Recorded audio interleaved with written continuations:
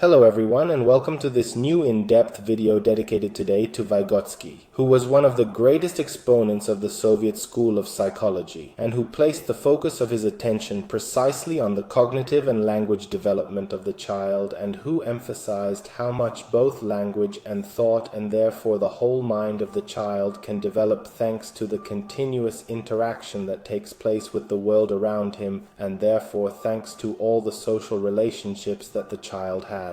In fact, Vygotskij defines language as precisely a fundamental psychic function that the child develops in social interaction, in interaction with others, and it is an interpsychic function that precisely puts the child in continuous relationship with the rest of the world. This continuous interaction allows for the development of language and thought, and these two characteristics, language and thought, are initially independent, then slowly they will merge off each other, becoming one at the basis of the other, and the child will first begin to speak and then only later to think. Once in fact he has internalized this language, he will then begin to transform it into actual thoughts. This interaction that takes place continuously between the child and the outside world, so the adults of reference and a little bit of all the people with whom he interacts, is really fundamental, because Vygotskij tells us that every child is endowed with an area of potential development, that is, an area that, if properly stimulated,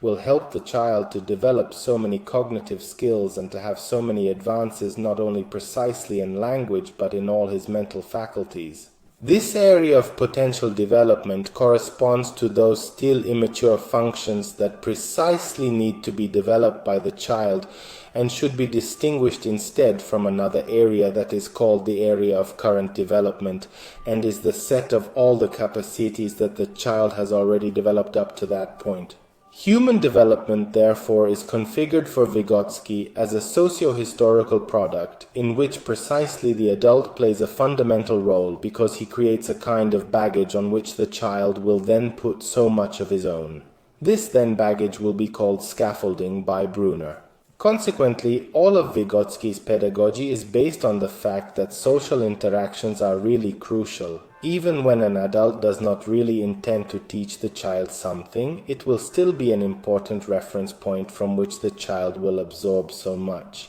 So for Vygotskij, it is very important that we act preemptively on the child even before he starts school, so that already he can develop certain characteristics precisely with the adults of reference. All through play becomes precisely the tool to activate the child and to ensure that we can develop these skills even at the preschool level, so that then at school he can continue on this path and develop others. So play becomes precisely the means through which we can foster this potential development of the child. Well, with these good pills on Vygotskij, my video today ends here. To go deeper, I invite you to catch up with my video that I have already dedicated to the author, also in parallel with another very great author who is Piaget, and then also to find out all the differences on cognitive development and language development between the two authors in the link above. In the meantime, I greet you, thank you for your attention, and see you next time.